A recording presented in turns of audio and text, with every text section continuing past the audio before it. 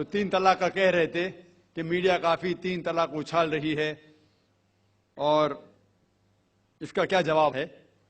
افسوس کی بات ہے کہ معاشرے میں، مسلمان کے معاشرے میں 3 قسم کی طلاق ہے۔ مسلمان کے معاشرے میں، سوسائٹی میں، ایک طلاق بدعت، طلاق طلاق طلاق ایک ساتھ میں ہو جاتی ہے۔ ایک طلاق حسن، جو طلاق دو، 1 ماہ رکو حیض کے لیے، پھر طلاق دو، پھر رکو، پھر تیسرا طلاق دو۔ اور تیسرا طلاق کے حسن، جو بالکل صحیح طریقہ ہے، جو قرآن شریف کے ہے، طلاق دو اور 3 ماہ رکو۔ قرآن کی آیت ہے سورہ بقرہ میں، سورہ نمبر 2 آیت نمبر 228 میں لکھا ہوا ہے کہ جب بھی آپ طلاق دیں گے تو 3 ماہ یا 3 حیض کی عدت ہے۔ تو طلاق پورے مکمل ہونے کے لیے 3 حیض یا 3 ماہ، 3 منسٹریل سائیکل اور 3 منتھلی کورسز مسٹ ہے، کمپلسری ہے۔ افسوس کی بات ہے کہ یہ جو اختلاف امت میں ہے، اس کی ایک وجہ ہے۔ ایک صحیح حدیث ہے، ابن عباس رضی اللہ عنہ وہ فرماتے ہیں کہ محمد صلی اللہ علیہ وسلم کے دور میں 3 طلاق ایک ہی مانی جاتی تھی۔ حضرت ابو بکر کے دور میں 3 طلاق ایک ہی مانی جاتی تھی۔ حضرت عمر کے پہلے 2 سال کے دور میں 3 طلاق ایک ہی مانی جاتی تھی، لیکن اس کے بعد حضرت عمر رضی اللہ عنہ اس سچویشن کو دیکھ کے وہ کہتے اگر کوئی شخص 3 دے دیا تو 3 ہو جاتی ہے۔ اس حدیث کی وجہ سے جو اختلاف امت میں ہے، اور کئی علماء میں اختلاف ہے، لیکن علماء میں اختلاف ہے، رہیں گا ایک منچ پائیں گے کہ اللہ عالم۔ لیکن اگر آپ قرآن کی روشنی میں پڑھتے ہیں، قرآن میں طلاق کا ذکر کیا گیا ہے سورہ بقرہ میں، سورہ نمبر 2 آیت نمبر 228 سے لے کے 240 تک، اور سورہ طلاق میں سورہ نمبر 65 آیت نمبر 1 سے 7۔ جو قرآن مجید میں طلاق کا ذکر ہے اس کے اندر یہ ہے کہ کبھی کوئی ڈفرنس آف اوپینین، کوئی جھگڑا ہو جاتا ہے شوہر اور بیوی میں، تو پہلا شوہر بیوی بیٹھ کے بات کرے۔ ایسا نہیں کہ بیوی نے نمک زیادہ ڈال دیا اور طلاق طلاق طلاق کہہ دیا اور طلاق ہو گیا۔ اگر بیوی میں نمک زیادہ ڈالا، بولے آپ کو نمک کم چاہیے، معاملہ سلجھ جائے گا، بیٹھ کے بات کرو۔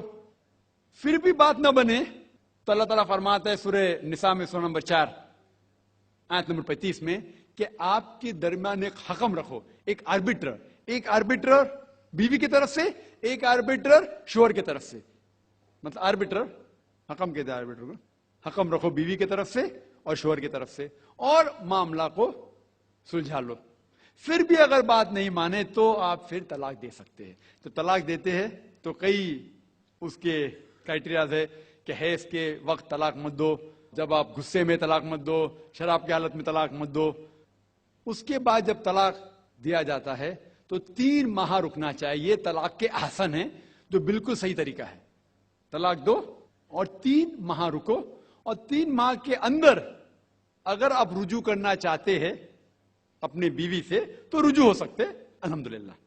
اگر 3 ماہ تک آپ سمجھتے نہیں مجھے میرے بیوی سے الگ ہونا ہی چاہیے، تو 3 ماہ کے بعد، عدت گزرنے کے بعد، آپ دونوں میاں بیوی نہیں رہتے، آپ الگ ہو جاتے۔ لیکن اس کے بعد اکثر مسلمان بھی نہیں جانتے یہ قرآن کی آیت کیا ہے۔ قرآن شریف میں لکھا ہوا ہے سورہ بقرہ میں، سورہ نمبر 2 آیت نمبر 232 میں کہ اگر وہ شخص اپنی پرانی بیوی سے پھر سے شادی کرنا چاہتا ہے تو مت روکیے۔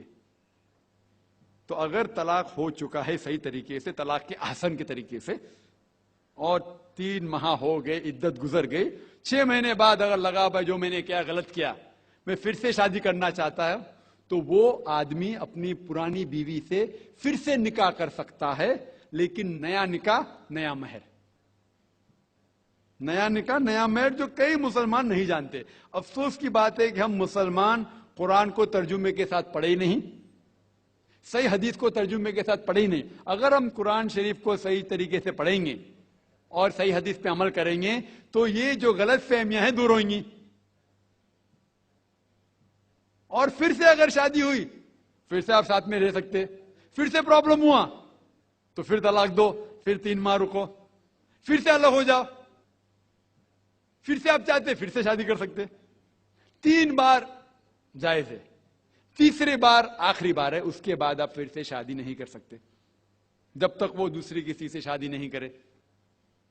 लेकिन मैंने अपनी जिंदगी में एक भी शख्स मेरे जिंदगी में नहीं आया जो तलाक के हसन किया, सही तरीके से तलाक दिया, अलहदा हो गए, फिर निकाह हो गया, फिर अलहदा हो गए, फिर निकाह हुआ, फिर अलहदा। मैंने कोई भी शख्स मेरे जिंदगी में पूरे दुनिया में ऐसा शख्स के बारे में सुना ही नहीं जो सही तरीके से किया और बिछड़ गया, फिर से शादी की, फिर से बिछड़ गया, फिर से निकाह के, फिर बिछड़ गया, फिर शादी करना चाहता है। अगर आप सही तरीके से कुरान के ऊपर अमल करेंगे तो ये नौबत आएंगी नहीं। और कुछ लोग जो इस्लाम को मजाक बनाए और क्या कहते कि अच्छा अगर एक साथ में दे दिए, 3 तलाक दे दिए, हो गई, अभी क्या हलाला करो। कुरान कहता है 3 तलाक एक साथ में भी देंगे तो एक ही होती है। मोहम्मद सल्लल्लाहु अलैहि वसल्लम के वक्त पे 3 भी एक साथ में देना एक ही होता था। हजरत अबू बकर के टाइम में भी 3 तलाक एक ही होता था। हजरत उमर के दौर में लोग जो कहते 3 तलाक 3 होती है, कई उलमा कहते हैं कि उनने ये अपने फतवे पे रुजू किए और उन्हें अफसोस था कि ये फतवा उन्हें दिए, और कई लोग कहते नहीं उनका फतवा सही था। इसमें उम्मत का इख्तिलाफ है। लेकिन अगर कुरान की रोशनी में देखेंगे तो 3 तलाक एक साथ में भी देंगे तो एक ही होती है। हजरत उमर के दौर में रज़ियल्लाहु अन्हु उन्होंने कहा था कि हम उसे कह नहीं सकते, क्या वो गलत है। लेकिन उलमा ये कहते हैं, मिसाल तो इब्न तैमिया, शेख इब्न तैमिया, वो कहते हैं कि ये हजरत उमर में अल्लाह भी प्लीज रज़ियल्लाहु अन्हु, वो मोहम्मद सल्लल्लाहु अलैहि वसल्लम ने जो कहा उसके ऊपर नहीं है। इसीलिए हमें बात मानना चाहिए कुरान और अल्लाह के रसूल की। इसके अंदर हजरत उमर में अल्लाह भी प्लीज विद हिम रज़ियल्लाहु अन्हु उन्हें रुजू किया। इसीलिए वो कहते कि 3 तलाक भी होंगी तो एक ही होती है, 3 नहीं होती। इसमें उम्मत का इख्तिलाफ इसलिए है कि हमने कुरान पढ़े ही नहीं। हम अगर कुरान पढ़ेंगे सही तरीके से और जाने, कई लोग ये समझते हैं कि तलाक के लिए 3 बार बोलना जरूरी है, अगर 3 बार नहीं कहेंगे तलाक होती ही नहीं। वो उनकी नादानी है, वो उनकी जहालत है। तो हमें क्या करना चाहिए, ये मीडिया उछाल रही है, हम मुसलमानों को ये तलाक का तरीका जो सही तरीका है तलाक के हसन, उसको आम करना चाहिए और ये कहना चाहिए किस बुनियाद पे तलाक दी जा सकती है, कब दी जा सकती है, कैसे मौके पे दी जा सकती है, देना चाहिए क्या नहीं। तो ये सब अगर हम मुसलमान आम करेंगे तो इंशाअल्लाह ये इख्तिलाफ जो उम्मत में है वो नहीं रहेगा। और मीडिया उसे उछाल रही है। Please subscribe us for the new